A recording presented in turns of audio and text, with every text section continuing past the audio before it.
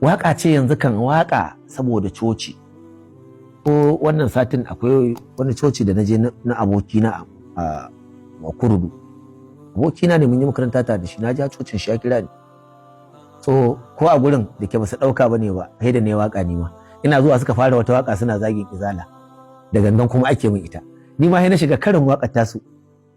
Sai kuma na yabi musulunci, na yabi izalar, na yabi ɗariƙar, na yabi na yabi addinin kiristanci, na ce kuma ku dawo don mu haɗe. Aka yi ta dariya a gurin, sai ya zama abin ban dariya. I wish a ce an yi kyamara.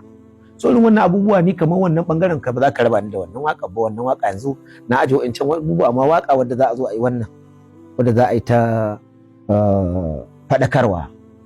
Nan ku ba mu da abin mu, muna nan akan ta, ko gobe ta kama na shiga coci, musamman a cikin coci. Yanzu za mu rika shiga coci. Yadda suke yi in sun kawo kari, ni ma zan kawo na karin mu buga. Amma akwai abubuwa da yawa wanda yanzu sun fi karfi na, saboda ba zai yi mutane, miliyoyin mutane su dafa mun baya mun ba da su ba. Insha Allah wannan ba zai taɓa yiwa a gare ni ba.